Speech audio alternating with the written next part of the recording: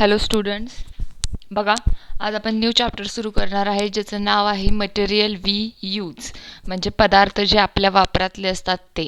मग आता प्रश्न सांगितला आहे बघा पहिला, what is meant bye natural and man-made material, म्हणजे नैसर्गिक आणि मानवनिर्मित पदार्थ म्हणजे काय. जे नैसर्गिक पदार्थ आपल्याला मिळतात, निसर्गातून उपलब्ध असतात, अवेलेबल असतात, त्यांना आपण नॅचरल मटेरियल म्हणतो. मॅनमेड म्हणजे मानवनिर्मित, मानवाने तयार केलेले. मग तुम्हाला आता कोणते असे पदार्थ आहेत जे तुम्हाला निसर्गातून मिळतात आणि कोणते आहेत जे मानवाने तयार केलेले आहेत, असे 5-5 पदार्थ लिहून मला पाठवायचे आहेत. ठीक आहे. We have learn that a new substance produced by the chemical processing of natural substances is called a manmade substances. बघा, नैसर्गिक प्रक्रियेवर काही रासायनिक प्रक्रिया केल्या जातात आणि त्यातून तयार केलेले जे नवीन पदार्थ असतात त्यांना आपण मॅनमेड सबस्टन्सेस म्हणजे मानवनिर्मित पदार्थ असं म्हणतो. In this lesson will learn about some substances of daily use. बघा, या धड्यामध्ये आपण असे पदार्थ पाहणार आहे जे आपण दररोजच्या वापरत असतो. Which substances are used earlier for cleaning teeth. दात स्वच्छ करण्यासाठी पूर्वी कोणत्या पदार्थाचा वापर केला जात होता. What do we use today to clean our teeth. आज दात स्वच्छ करण्यासाठी तुम्ही काय वापरता. सोपे प्रश्न आहेत. वरचा एक प्रश्न, खालचे 2 प्रश्न असे लिहून मला पाठवायचे आहेत. We have seen that in the olden time in India acacia bark, neem twigs, coal powder, ash, tooth powder, salt, त्याचबरोबर pomegranate, rind were used for cleaning teeth. बघा, आता काय काय सांगितलेलं आहे की दात स्वच्छ करण्यासाठी पूर्वीच्या काळात काय वापरलं जात होतं तर बाबळाची साल, कडुलिंबाची काडी, त्याचबरोबर कोळशाची पूड, राख, मंजन, मीठ हे सगळं काही वापरलं जात होतं. बघा, इथंच उत्तर तुम्हाला मिळालं पहिल्या प्रश्नाचं. दुसऱ्याचं पण मिळत आहे. आणि आत्ता आपण काय वापरतोय. A variety of toothpaste and tooth powders are used for this purpose. आणि आत्ताच्या काळात आपण दात पॉलिश करण्यासाठी, घासण्यासाठी टूथपेस्ट किंवा ठराविक पावडरचा वापर करत आहोत. आता बघा काय सांगितलेलं आहे. ही टूथपेस्ट आहे, हे काय आहे. The principal ingredient of a toothpaste calcium carbonate and calcium hydrogen phosphate remove the dirt on the teeth. बघा, हे लक्षात घेणं महत्त्वाचं आहे. टूथपेस्टमध्ये काय असतं तर कॅल्शियम कार्बोनेट एक असतं आणि कॅल्शियम हायड्रोजन पेस्ट एक असतं. ठीक आहे. त्याचबरोबर काय आहे बघा, this ingredient also polish the teeth. हे काम काय करतात तर दातांवरील घाण दूर करायचं, म्हणजे remove the dirt on the teeth. आणि त्याचबरोबर आपले जे दात असतात त्यांना पॉलिश करण्याचं काम हे करत असतात. A certain proportion of the fluoride in the toothpaste help prevent tooth decay. म्हणजे बघा काय सांगितलेलं आहे की दंतक्षय रोखण्यासाठी टूथपेस्टमध्ये ठराविक प्रमाणात फ्लोराईडचा उपयोगसुद्धा केलेला असतो. ठीक आहे. A certain proportion of the fluoride in the toothpaste help to prevent the decay. Fluoride is essential for the strengthening of the bones and the enamel covering of the teeth. म्हणजे काय बघा, हे फ्लोराईड दातांवरील आवरण जे असतं, enamel ज्याला म्हटलं जातं, दातांवरील आवरण आणि हाडांच्या बळकटीसाठी हे उपयुक्त असतं किंवा आवश्यक असतं. आता इथे सांगितलेलं आहे बघा, do you know in the period prior to 500 BC in countries such as China, Greece, Rome, toothpaste were made by mixing the powder of the bone and shells.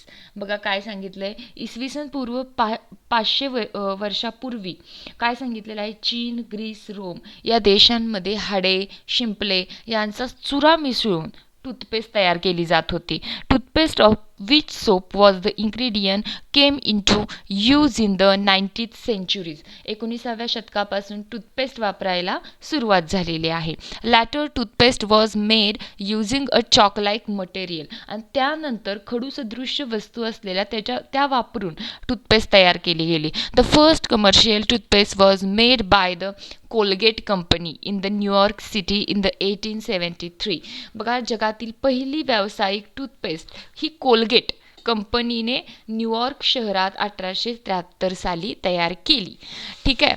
G Colgate तुम्ही आजही वापरता. बघा पुढे काय सांगितलेलं आहे.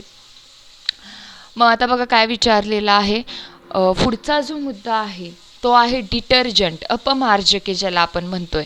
The word detergent is derived from the Latin word derived from the Latin word detergent, which means to wipe away. A detergent is a substance that clean or wipe away dirt. Soap nut, soap pod, soap, washing soda, washing powder, liquid soap, shampoos, all are detergent. म्हणजे काय बघा, अपमार्जन ह्या शब्दाचा अर्थ स्वच्छ करणे असा आहे. त्यावरून स्वच्छ करणारा, मळ काढून टाकणारा पदार्थ म्हणजे आपण त्याला अपमार्जक डिटर्जंट असं म्हणू शकतो. हे जे पदार्थ सांगितलेले आहेत, सोप नट म्हणजे रीटा, सोप पॉड म्हणजे शिकेकाई, त्यानंतर सोप म्हणजे साबण, वॉशिंग सोडा म्हणजे कपडे धुण्याचा साबण, वॉशिंग पावडर म्हणजे कपडे धुण्याची पावडर, लिक्विड सोप म्हणजे लिक्विड सोप, त्याचबरोबर शॅम्पूज जे तुम्ही वेगवेगळे वापरतात, हे सगळी अपमार्जके आहेत. ठीक आहे.